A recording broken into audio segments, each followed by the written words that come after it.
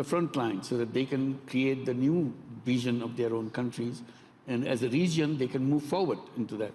So this is what I see an opportunity for them. And they're very creative as a region. This is creativity and entrepreneurship is built into the society.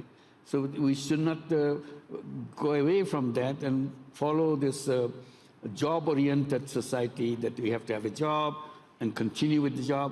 I think the whole thing will be entrepreneurship-oriented society.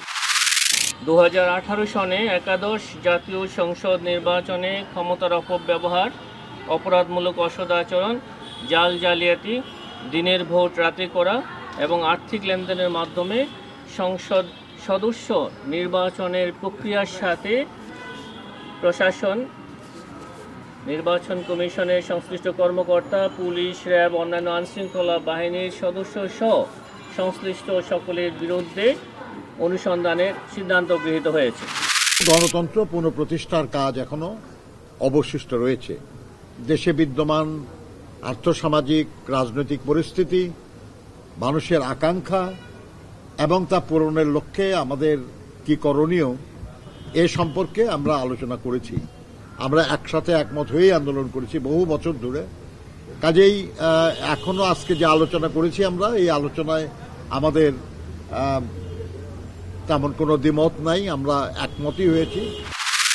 এই আন্দোলনের পিছনে নেতৃত্ব দিয়েছে তারেক রহমান সাহেব। উনি সবাইকে ঐক্যবদ্ধভাবে সারা বিশ্বকে ঐক্যবদ্ধ করে এই আন্দোলনকে ড্রাইভ করেছেন। উনি হচ্ছেন মূল শক্তি।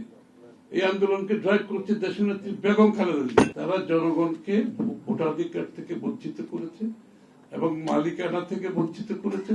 সেই মালিকানা তারা নিজেদের হাতে তুলে নিয়েছে। 20 জন ওয়াইজ মানুষ বসে বাংলাদেশের আগামী দিনের বাংলাদেশের কি হওয়া উচিত কি হওয়া উচিত নয় নির্ধারণ করার কোন সুযোগ নেই।